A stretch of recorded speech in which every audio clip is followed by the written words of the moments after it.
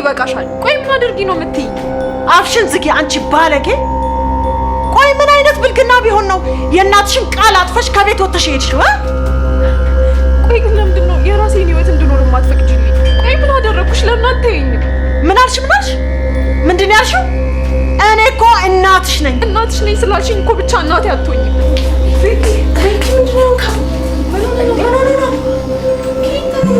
ወንድሜ ምን ሆነ ነው? ወንድሜ የኛ አንዴ ምን ሆነ ነው? እሱም በኋላ እነግርሻለሁ። ምኞቴ በእናትሽ ነው እናንሳው። ምን ሆነ ነው? ወንድሜ በረከት ምን ሆነ ነው? ቆይ እናንሳው። ግሱ ነው ኤልሳብሽን በእናትሽ ነው። ምንድን ነው ማርታ? ለምንድን ነው ልጅቷ ላይ እንደዚህ ምትጮህባት? አንተ ዝም በል። በልጅ ያስናከኝ ራስህ ነህ። ገባህ? ምን አሁን ደግሞ ምን ላድርግ? አጉል ነፃነት እያልክ መራን እንድትለቅ ያደረካት ራስህ ነህ። እባክሽን አንቺ አታይም እንዴት እንደሰከረ? ይሄ ደግሞ የሆነው በእኔ ምክንያት ነው። እንዴት ባንቺ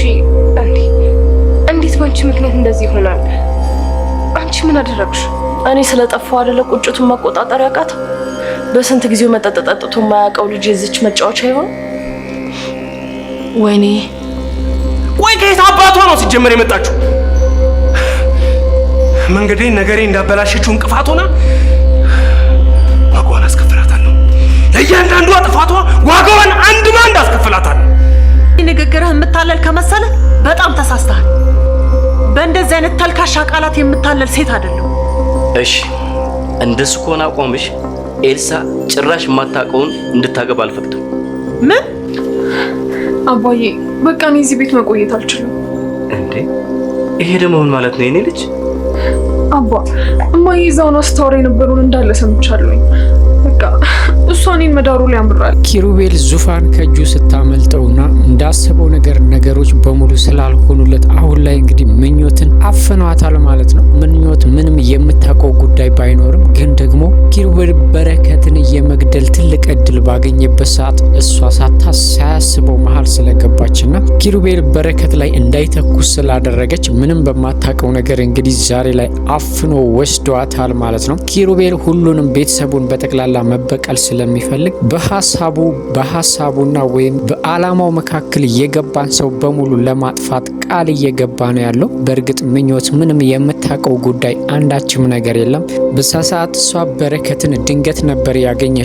ኪሩቤል ግን ይሄን ነገር ያበላሸችብኝ እሷ ነች፣ ስለዚህ እሷን መጉዳትና መበቀል አለብኝ ብሎ እያሰበ ስላለ ነው አፍኖ የወሰዳት ማለት ነው። ምኞት እንግዲህ መጀመሪያ ምንም ታውቋት ነበረ። ልቧ ያለ ምክንያት ይደነግጣል፣ ይመታባታል።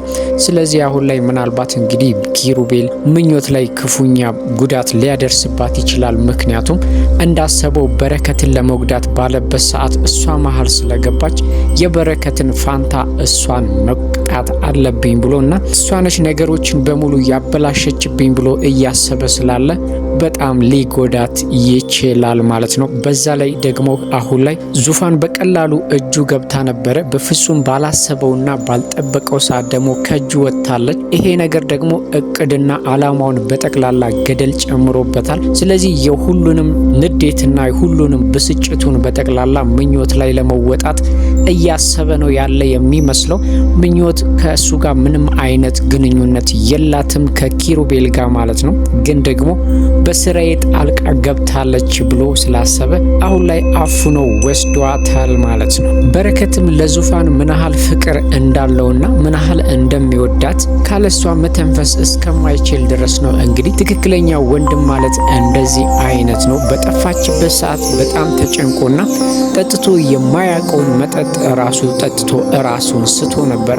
ዙፋንም እንግዲህ ቤቱን ጥላ መሄዷ ነገሮችን ለማረጋጋት ብታስብም ግን ደግሞ የሷ ቤት ጥሎ መሄድ ቤተሰቡን ምንሃል እንዳስጨነቀውና ምንሃል ግራ እንዳጋባቸው ስለገባት ወደ ቤት ተመልሳለች ማለት ነው። በእርግጥ ለሷ ጥሎ መሄድና ተመልሶ ወደ ቤት መምጣት ቀላል አልነበረም። በኤልሳ ምክንያት እንግዲህ ወደ ቤት ተመልሳለች ማለት ነው። በረከትም ከምንም በላይ ተደስቷል እህቱን በሰላምና በጤና ስላገኛት። ግን ደግሞ ዳግም በፍጹም እንደዚህ ማድረግ እንደሌለባትና ነገሮች ቢፈጠሩ ራሱ በምክክርና በንግግር እንጂ ቤት ጥሎ መሄድ ጥሩ እንዳልሆነ ምን ያህል እንዳስጨነቀቻቸውና ምን ያህል አዝነው እንደነበረ እንግዲህ ማሳያ ነው ማለት ነው። በረከትም በሷ ብስጭት የተነሳ ራሱን እስከሚስት ድረስ ነበረ ጠጥቶ ያገኘችው። ዙፋን እንግዲህ ቤቱን ጥላ በመሄዷ ነገሮችን አረጋጋለሁ ወይም ደግሞ ራሴን አረጋጋለሁ ብላ ብታስብም ቤተሰቦቿን ምን ያህል እንደጎዳች ገብቷታል ማለት ነው። ለዚህም እንግዲህ ጥፋተኛ እንደሆነች ተሰምቷት ይቅርታ ጠይቃ ድጋሚ ወደ ድሮ ፍቅራቸውና ወደ ድሮ ቤተሰባቸው ተመልሰዋል። እውነተኛ እናቷንም እንግዲህ አግኝታ ያለባትን ችግርና እስከዛሬም ከልጇ ያራቃትን ምክንያት ተናግራ እንግዲህ ዙፋን ባለ ሁለት እናት ትሆናለች። መጀመሪያ ላይም ዙፋን ጨርቋን ጥላ ከመሄዷ በፊት ቆም ብላ ብታስብ ዛሬ ላይ ቤተሰቦቿ የተጨነቁትን ጭንቀትና ሐዘን ማየት ላይችሉ ይችሉ ነበር ማለት ነው። በመነጋገርና ነገሮችን በመወያየት መፍታት ሲቻል እሷ በጣም ስሜታዊ ሆና በእርግጥ የሰማችው ነገር ከአይምሮ በላይና በፍጹም ወዲያው መቀበል የሚከብድ ስለሆነ ነው ይሄንን ያረገችው። ግን ደግሞ ከቤት መውጣቷ ሌላ ጥፋት ሆኖ ሳለ በዛ ጥፋቷ ላይ ደግሞ ኪሩቤል ተጨምሮበት የቤተሰቦቿን ጭንቀትና የበረከትን ሐዘን እንዲበዛ አድርጎታል ማለት ነው። ግን ደግሞ ከዛ ስህተቷ ተመልሳ ዛሬ ላይ ዙፋን ወደ ቤተሰቦቿ ወደ እናቷና ወደ ወንድሟ ተመልሳ መታለች ማለት ነው። በረከትም እንግዲህ ከምንም በላይ ተደስቷል ማለት ነው። ኪሩቤልም ነገሮች በጠቅላላ እንደተበላሹበትና እሱ ባሰበው መንገድ እየሄዱለት እንዳልሆነ ገብቶታል። ምክንያቱም በረከትን መግደል ሲኖርበት አልገደለም። በዛ ላይ ደግሞ ዙፋን እጁ ገብታለታለች። ግን ደግሞ በቀላሉና በትንሽ ስህተት ነው ከእጁ የወጣችው። ድጋሚ እሷን ወደ እጁ ለማስገባት ሌላ እቅድ ማቀድ አለበት። ያንን እቅድ ደግሞ አሁን ላይ ማሰብ አልቻለም፣ መረጋጋትም አልቻለም። ግን አሁን አይምሮ ላይ የመጣበት እቅዴን ያበላሸችብኝ ምኞት ስለሆነች ምኞትን መጉዳት ነው የሚለውን ሀሳብ ይዞ ምኞትን አፍኖ ወስዷታል። የከፋ ጉዳት ካላደረሰባት በስተቀረ ምኞትን እንግዲህ የሆነ ሰው ደርሶ ካላስጣላት በፍጹም ማን እንደወሰዳትና ምን ውስጥ እንደገባች ማወቅ ከባድ ነው። ምክንያቱም ምኞት ምንም አይነት ጥላት የላትም።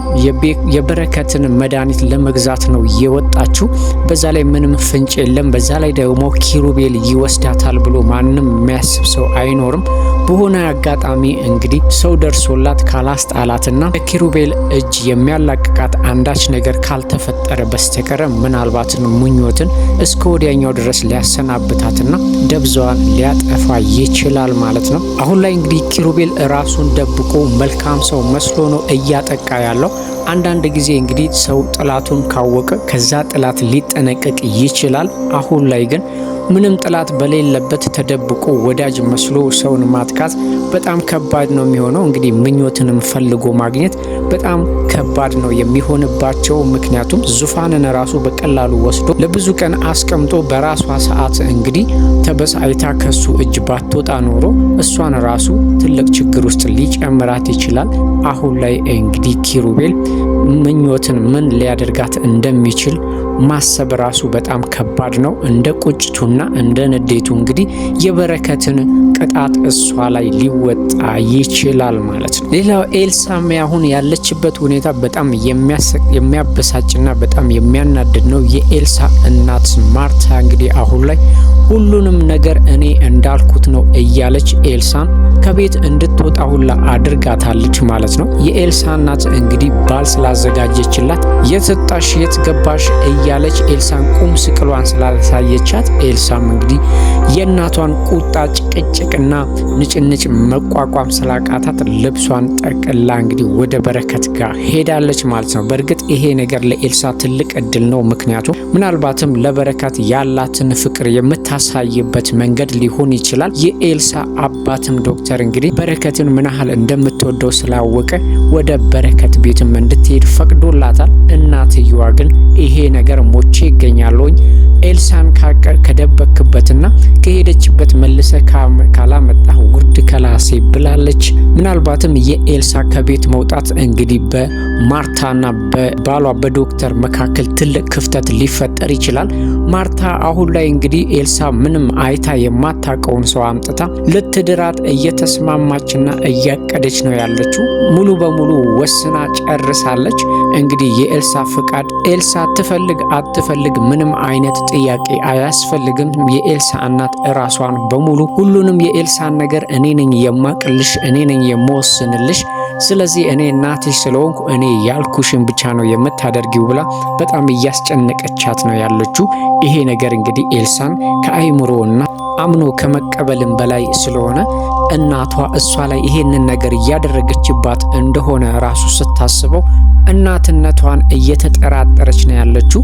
አባቷን ቢሆን ዶክተር እንግዲህ በልጇ ላይ እናት እያደረሰች ያለችውን መከራና ስቃይ ለመከላከል ቢሞክርም ማርታ በጣም ክፉ ሰው ስለሆነች እንግዲህ ባሏን ራሱ እያስጠነቀቀችው ነው ያለችው። ሁሉንም ነገር እኔ ነኝ የማውቀው፣ እኔ ብቻ ያልኩት ነገር ነው የሚሆነው ብላ እቤቱን ባንድ እግር እያቆመችው ነው ያለችው።